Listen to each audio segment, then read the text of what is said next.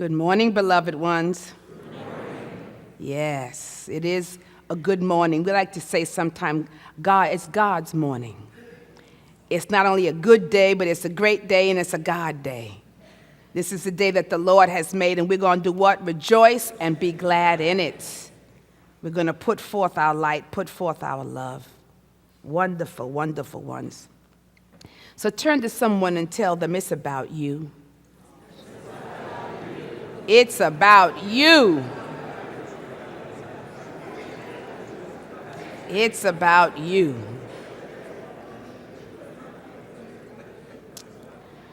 Well, beloved ones, in a couple of days, 2 to be exact, we're going to see a transformation that will impact our country greatly and possibly impact the world as well. Because like it or not, still as USA goes, the world goes. So we're going to see something that's going to transform our country. Now, whether it'll be for the better or whether it'll be for the worse remains to be seen. But one thing I do know is that a change is going to come. A change is going to come. Even if the change does not look like I think it should look at the moment, I still have faith that a change that is still in process of changing and unfolding and growing into a greater good. And that sometimes we can't see the manifestation of the thing that we desire in that moment because everything is in process. It's unfolding. So I'm not going to be discouraged by whatever happens because I'm going to continue to know somehow it is moving towards the greater good and that it is a change that is coming and coming about. Now, some of us I know are waiting with bated breath to see the outcome of our elections because we are feeling perhaps that the future of our democracy hangs on the balance of the vote. Right? And that we are looking for our leaders, the elected officials, to somehow save us. When in fact, the saving is in our hands. Right? The saving is in our hands. Because as we've heard these 2 phrases, almost ad infinitum and ad nauseum, but they are key phrases and they are good, solid phrases. But we have heard the phrase that says, we are the ones we've been waiting for, right? Now, we've heard that, but there is so much truth in that phrase. We are the ones that we've been waiting for. If you've been waiting for somebody else, if you've been waiting for whether it's a spiritual being, an avatar, or an elected official, or your boss, or neighbor, or somebody else, it's usually somebody's going to do it out here. But we are the ones. You know what Ecclesiastics means? It means the called out ones. And Ecclesiastics means the body of the church that is the called out ones. We are the body of the church, and we are the what? Called out ones. We're being called in these precious moments for a high and wonderful purpose. So, it's about you. It's about you, and it's about me. It's about all of us. But before this us, can become the we or the we part of the power of our collective voices, our collective consciousness, our community as a whole. Before this us, before this we can come into being, then it means that each of us as individuals must do our part. We have to do our part. You can't just say I'm part of the collective and you're not actually doing anything that adds to the collective. So we have to do our part as individuals. And that means there's a second popular phrase which says that we must be the change we wish to see. It's usually quoted as Gandhi's saying, and there's some debate. There's another woman who quoted it, but I don't care who said it. I like it. We must be the change. So we're the ones we are waiting for, and we must be the change we wish to see. So what that says to me is that regardless of the outcomes of the election, I must still do my part, right? Regardless of how it goes, I'm being called out at this time. I still have to what? Offer truth. I still have to be the good. I still have to raise my vibration. I still have to change my perceptions where they need to be changed. I still have to elevate my energy and my consciousness. I still have to stand up for humanity. I still have my part to do. Because long gone are the days when we just put everything, we elect somebody and we put it in and then we walk away. No. There's a new day and a new era. And we are being called to participate in life, all aspects of life. You can't put your life in somebody else's hands. You are in charge. It's about you, right? Your life is about you.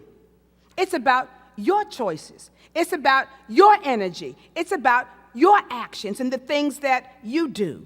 So we're being called to a very wonderful position, a new position where we are taking our rightful place as co-creators. Co-creators of our lives and co-creators of the world we want to live in. So if we want a better world, then we must move in that direction. So if it's about me and it's about you, then the question becomes, well, what are you going to do? And who are you going to be? And where will you be coming from? What are you going to do? Who are you going to be? And where are you going to come from? Meaning, are you going to come from love or are you going to come from hate? Are you going to come from fear? Or are you going to come from faith? Or are you going to come from your mind? Or are you going to come from your heart? You see, the choice that all of us are really trying to make is whether we will live, where we will live from and be from. Will you live from your heart or will you live from your mind? Because in the past, the mind was touted as the best thing since sliced bread, right? That somehow or another, that was the be-all and the end-all to life, and that you have to have a strong mind. And even the Bible says we should have a strong mind, right? And so we have this belief that somehow if I need to come from my head, I need to live from my head, I need to live from my mind, and in fact, that's where life is lived from. However, we are in the dawning of a new age and a new era and a new thought. We are being asked to allow the heart to take center stage. See, the head has gotten us into a lot of trouble because the head devoid of the heart will give you some messed up stuff, okay? So we are being asked then to allow the heart to take center stage because the heart is vital for our existence. It is vital for our existence. I want to read to you a discourse that a friend of mine who, his name is Doug Bentley, and he was one of the only Western monk that used to reside at the Oneness University in India, where I go a lot. And he was the only Western, and he's from this area, actually, from Virginia. And he's here now, but he wrote this discourse on divine will versus personal will. And this is what he said. And it's a little long, but I want us to hear, because sometimes we need to hear another voice. I don't want you to feel like I'm the only one saying these things. Okay? So just relax and let's listen to what he says. He says, when we speak of divine will versus personal will, we are referring to the will of the heart versus the will of the mind. The mind's very nature is divisive, and the core of the mind is fear. Now, I want to stop here because it says the nature of the mind is divisive. If you think about the mind, it's always set up to compare, right? To think of opposites. Well, if this is good, well, then this must be bad. If this is right, then this must be wrong. So the mind's nature is kind of divisive. It's always bringing up things for us to analyze and to judge and to think about and to decipher. So there's a lot of energy that comes along with its nature. And if we think of the mind also as a part of the egoic essence, there's a lot of fear that's attached to it. Because the mind will also come up very easily with a lot of what ifs, right? Well, what if this happens and what if that happens? Because we have the ability to have imagination and to move the mind could go into the future, the mind can go into the past. Very rarely, as I shared last week, stays in the present. But because of that, it ends up being, there's a lot of fear surrounding the activity of the mind. So he says the mind's very nature is divisive, and the core of the mind is fear. The mind arrives at conclusions based on its logic and perceptions, which are limited and flawed. Okay? So sometimes we try to reason our way to God. You can't do we try to have logic ruled. Now, I'm not saying that we don't need logic, and I'm not saying that the intellect is not valuable, but there is something that supersedes logic, something that's is supernatural. It's above and beyond the logic of the mind. It's above beyond the perceptions that we hold, because your perceptions can be wrong. Your perceptions, although you might believe in them and hold them and they have a certain sense of reality for you, but they can also change on a dime, right? And so when we get hung up with the mind, we'll arrive at these conclusions based on logic and perceptions, which are limited and flawed. But the heart, as for the heart, its nature is holistic, he says. Because the heart is about bringing things together. The heart is about harmonizing and bringing things into alignment so that there's a flow. It's not about divisiveness, because the moment the heart is active, it's about what? Inclusivity. It's about, wholeness. It's about everything being a part of and not separate from. So the heart, it says, that the heart, its nature is holistic, and the core of the heart is love. The core of the mind is fear. The egoic mind fears being taken over, right? Fears that it's going to lose its position. The heart, the core of the heart is love. He says the heart knows only through feeling, not through thinking things through, but through feeling. He says if you can learn to stay quiet within and have your attention on the heart, you will find yourself deeply connected and in tune with the heart's guidance. Now, I like to call this, the heart's guidance is the wisdom of the heart, because there is wisdom that is contained within the heart. I like to call this heart's guidance is also synonymous with divine intuition, right? Divine guidance, the heart's guidance is really intuition. And we have to understand that intuition is not about a gut feeling. You're metaphysicians now, so we need to approach this from a metaphysical point of view as physicians and who have understanding. I'm not talking about intuition as a gut feeling or something that is coming from a hunch. True intuition is direct knowing.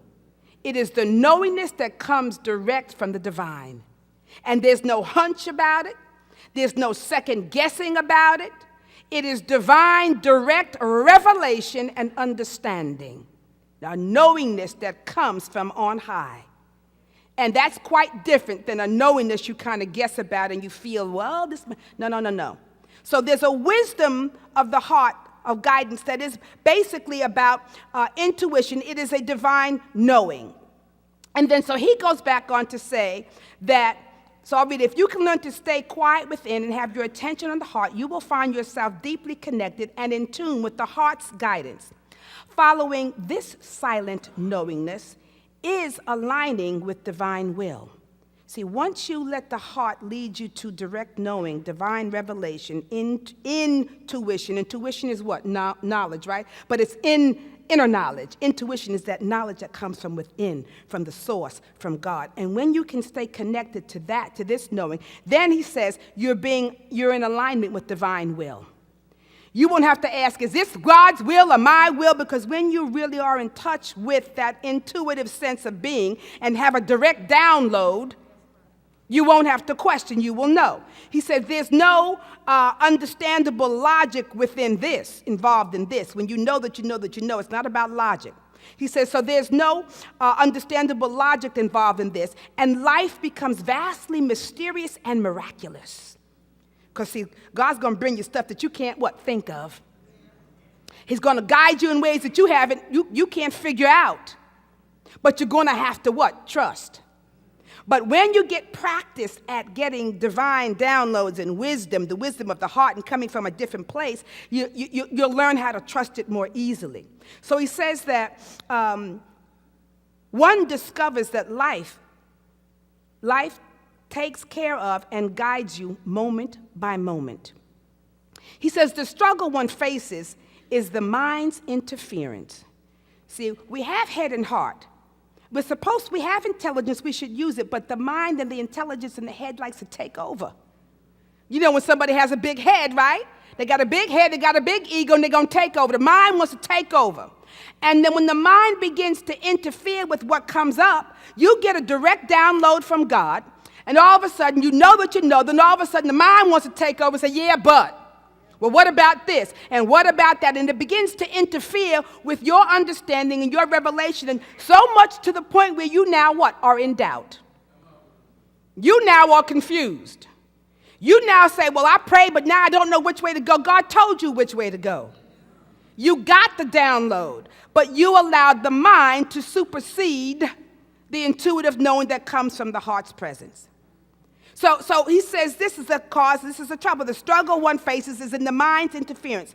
Oftentimes, he says, as the heart guides you in one direction, the mind cannot understand or trust these feelings, and out of fear, it will analyze the situation based on its limited perceptions and lead you into taking another direction that the mind deems more rational and logical.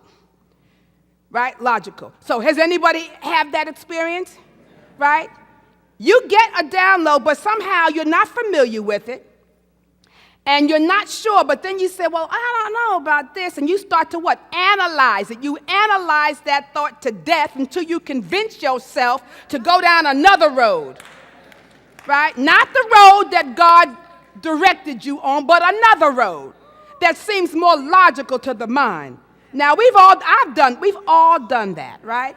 Well, that gets us into trouble. He says when one goes against the knowingness of the heart, one finds that the decisions of the mind only take them in the wrong direction, regardless of how logical the mind perceived them to be.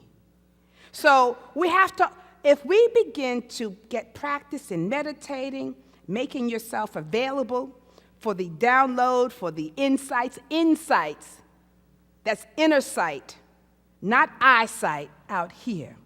Not by what's happening out here. I don't care what's happening out here and what's showing up in here. Because when I get something that's showing up in here inside my being, I'm going to trust that.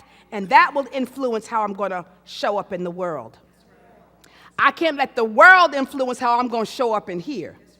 See, that's when we're all stressed out. We're all upset. We're all unbalanced, because it's unnerving. But it's unnerving because we keep looking out here. We keep thinking this is reality. We're going to shift and change reality, and reality will change when we change, okay, in here. So then he goes on to say this. He says the crisis humanity faces at this time is that we are so deeply entrenched in the mind and in fear that we are not awakened to the silent listening of the heart and to trust in its knowingness. That's the crisis. We are so entrenched in here, right? In the mind and in fear. Because all this that's happening is nothing but fear. Fear of the other. Fear of not enoughness. You're going to get something of what I might have. It's fear. You look different than me. I'm afraid of you. Right? So what? That's the mind's activity. Because the heart would never act in that particular manner. Okay? If you have someone that says, I'm doing things in the name of love, but it's destructive, it's a lie. It's not of love. That's coming from mind, okay? Because love is a healing, harmonizing energy. It is a force that builds up and brings together and edifies. It is not an energy that tears down and separates. That's fear, okay? So he says this, that we're so deeply entrenched in the mind and in fear that we are not awakened to the silent listening of the heart and to trust its knowingness. This is about waking up. See, this is what I was telling Miss Theroux, that what's happening now is a big, giant wake-up call. And we're being called to wake up, get out of your head, and get into the heart. Get into the heart. So when you find yourself, he says, in the state of fear or stress or some kind of extreme emotion, it is best not to make any important decisions. It is always best to allow the mind to settle down. And once calm, he says, to then pay attention to what feels right in the heart, and then to follow that knowingness. Now, I love that writing when I said, well, it's too long, but I wanted to read all of that because there's so much truth in it. And it contains the key to how we should go about understanding how to maneuver through the manure, how to maneuver through this stuff, right? How we should move through the world, how we can be in the world, and how we can feel connected to life from the highest level of expression. See, we have incorrectly believed that the brain or the mind is the highest source of wisdom, and that we live from there. We live from, the brain contains all, because they said, wow, it's so much power in the brain. We're only using 10%. What would happen if we were to use like 50% or 100%? That would really be something. Well, you know what? That's not the ultimate source. That's not the ultimate place, because you can be brain dead and still be alive, right? But when the heart goes, it's over, right? You can have brain, but when your heart stops, it's over. So that tells us that the heart is far more stronger and vital to life than the brain. Now, there's a whole big difference between the brain, the mind, and consciousness, and that's for a whole nother talk, okay? But right now, I'm equating the brain and the mind and consciousness kind of similar. There's some similarities, but there are some distinctions, but that's for another time. Now, the heart is the strongest organ in the body. It's not the brain, it's the what? It's the heart. And it is that organ that is essential for life. Now, while this is true on a physical level, on the physical plane, it's also true on the spiritual level. That the heart, as a spiritual energy, is far more important even than your mind. All right? But that's true. But I want to stick with this whole thing of the heart on the physical level for a minute. Because there's a group that I've often talked about out of California called Heart Math, right? Heart Math, and it's a Heart Math Institute. And in Heart Math, they have been doing years and years of research and study on the power and quality and ability of the heart to create a healing resonance within the body, right? And with that resonance within the body that the heart creates, the ability also to bring from that resonance, from that vibration of the heart, when we give our attention to it, it has the ability to bring all the other systems of the body into alignment, into harmony. Right? When you are focused on the heart, when you are calling forth and vibrating with the level of the heart consciously. They're the ones that, do a lot of experiment, like people who are prayed for. When they move into a heart space and a heart vibration, those people heal much quicker than those who are not prayed for, because there's a vibration of the heart that is transformative and healing and powerful. So they do a lot of experiment with that. And what it enables us to do is that they say when you can touch the vibration of the heart, it'll literally shift you. It shifts all of the systems in your being and in your body, and it shifts fix your vibration so that you start functioning with resonance. With what? Harmony. Because stress or dis-ease is dis-ease. It's all the stress in the body. It's out of harmony. It's out of whack. The vibration of the heart through the power of love, appreciation, gratitude, and joy, all of those essence and qualities of the heart brings stuff back into alignment so that healing is able to take place a lot easier and quicker. Even the Bible says that a cheery heart is good medicine. You know, so there's something to this power of the heart and the mind. And then they say, well, what would happen if we begin to think from the heart? Not think from the mind, but think from the heart. And what they say is we begin to access a higher wisdom. We think with the heart, and from the heart, there's a wisdom that takes place that is purer and cleaner and more powerful, and is more deeply connected to the vibrations of spirit. When you're able to access this wisdom of the heart, then all of a sudden you are more connected to the source of God, the source of life, which is God, and the source of love, which is God, and you are able to access love as an energy and as a force. And when you access love from this vibration of the heart as an energy and as a force, it becomes transformative. And you use that to transform whatever you are directing your energy towards. So if this is about, if you want to transform a situation, if you want to transform a circumstance in your life, or you want to transform some aspect of your own being, move into your heart space. Move into the vibration of love. And when you move into this vibration of love, then everything, especially the mind and your consciousness, begins to change. It will change, right? It will transform, which is to change. And all of a sudden, you will see things differently. You will make higher choices. You'll feel more connected to love, to life, and to others, and to everything else. You'll start to come from a different place in consciousness. You'll have different kinds of thoughts. You'll have vibrations that are totally different that will not allow you to focus on hate or separation or any kind of lower vibration. You all of a sudden will be moved into a higher vibration automatically, and things begin to change. And what happens, you then have the entire universe at your hand and at your command when you are vibrating on the vibration of love as an energy and as a force. Because what happens, you are now tapping into the vibration and the energy of God. Because the Bible tells us very clearly that God is what? Love. God is love.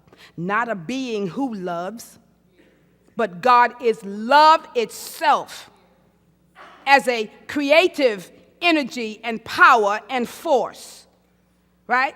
It's not this sentimental thing that we have attached to the concept of love, but love as a power, the power to heal, the power to renew, the power to restore, the power to transform, the power to create. That's a whole different vibration than, oh, do you love me? Do you think I'm a nice person? Forget that. That's going to come. We're talking about an energy that created the entire universe. And when it is used rightly, because we have the ability as conscious beings to co-create with God and to use the qualities and powers and beingness of God for a high purpose, right? And when you do that, when you come from that space, there is nothing, no man can destroy or withstand the effect of that power, that love. This is why Jesus told us in Matthew, and we know it very well, but we know Matthew 5, when he was on the Sermon of the Mount, verse 43 to 48, he said, you have heard that it's been said that thou shalt love thy neighbor and hate thine enemy. But I say unto you, love your enemies, bless them that curse you, do good to them that hate you, and pray for them which despitefully use you and persecute you, that ye may be children of your Father which is in heaven. For he maketh his sun to shine and rise on the evil and on the good. He sends rain on the just and on the unjust. That means everybody's going to get some of God, okay? He says, but for if you love them which love you, what reward have you? Do not even the publicans do the same. Now, we got some publicans, but I'm not talking about them. I'm talking about the publicans. The publicans in here. He said, if you salute your brothers only, what do you more than others? Do not even the publicans do so? Be ye therefore perfect, even as your Father which is in heaven is perfect. This is powerful because to me the statement here says, love your enemies. There's power in love. Then it says, bless them that curse you. There's power in blessing. You have the power to bless something, to confer good upon it. And when you bless it, you call it forth. So that's powerful. So you have the power to love. You have the power that says, bless them. And then it also says, do good to them that hate you. So for any kind of hate, we put forth the vibration and the action, a high action, an action of good, an action of God. Doesn't mean we sit around singing kumbaya. We're going to put forth a higher action and do some good, right? And then it says over here, and pray for them which despitefully use. Power in prayer. Speak it. Claim it. Decree it. Right? Call a thing and let it be manifest. And so you pray for those which despitefully use you and persecute you. So I'm into the power of love, of blessing, of prayer, of speaking, all of that. Coming from the place that's going to then guide my actions, guide my steps, and guide my feet. So what we're talking about is this perfect love. What is love? What is perfect? It is love as a force of God. That is what is perfect. Love as a force. Love is not a feeling, it's a force. Love is not a feeling, it is a force, right? A transformative force of God that is within you. So we've got to let go right now the thoughts about sentimental love, gushy love, personal love, all that stuff. We're not talking about that kumbaya kind of love. That's a place for that too. But right now, these times are calling for something else. These times are calling that we're living are calling for the power of divine love, the power of divine love. Love as an energy that when it is unleashed will yield and wield the power and presence of God. Because God is love. So if you want God to show, I need God to show up in some of this stuff. So I'm going to call that forth. And I call it forth as that energy and vibration of love. Because when I put that out, I'm saying, love, come on here, do your thing. God, come on here, do the thing. Raise it up, heal it, harmonize it, transform it, change it. Have it to be what you would have it to be. So that's a powerful thing that we have, the ability to do that. So we are being called to garner as this collective consciousness that we are in now, that we are working together, because it's a different vibration. We're coming together collectively. We've never had a collective consciousness focus as we have to this day. As I said, people are waking up. And when the collective starts getting itself together, which it is, I'm watching at all these commercials. People are coming at everybody, speaking towards the good. That other stuff is going on. That's going to be there.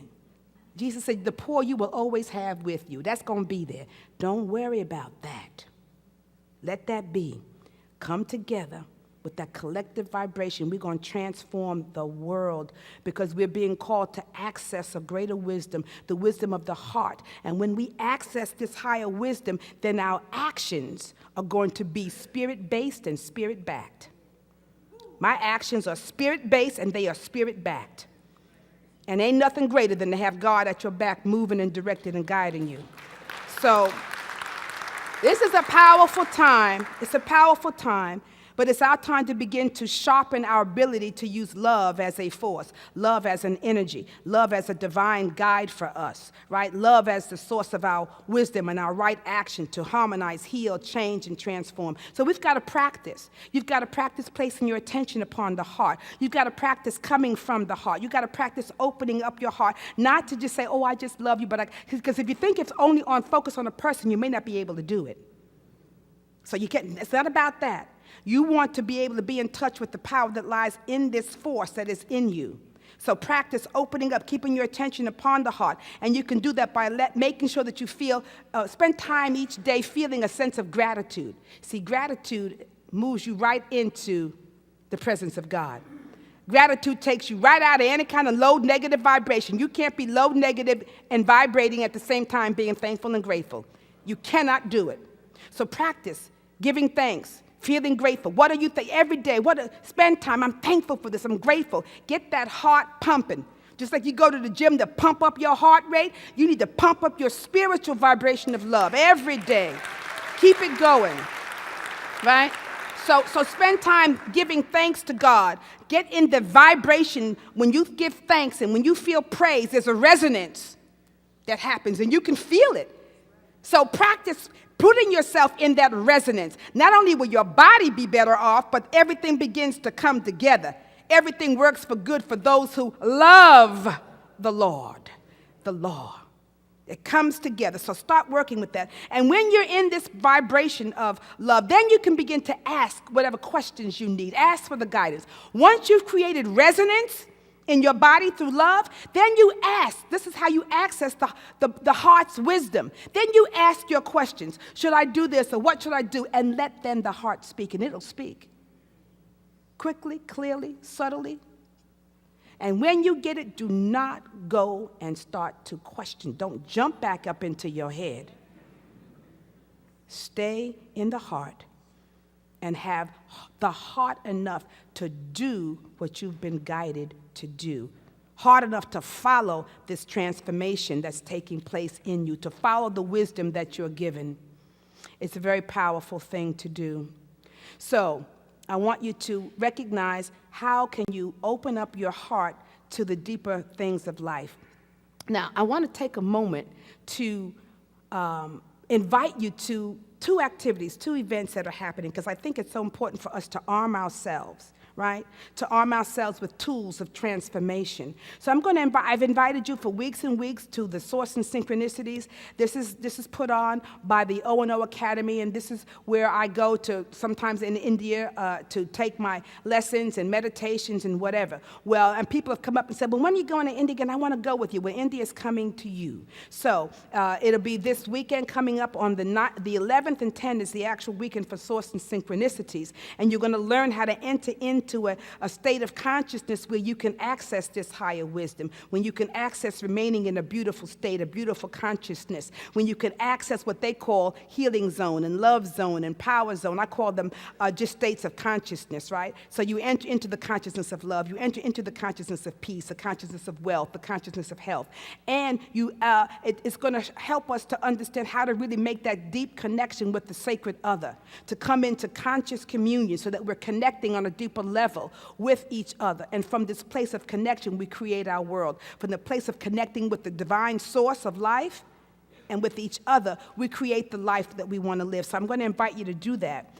And I have Gwen. I saw Gwen, my colleague here, Gwen Mitchell, will be out at the table in the bookstore if you're interested in registering. You know, treat yourself to something good. I know stuff is coming up, but you need to treat yourself so that you can live the way you want to live.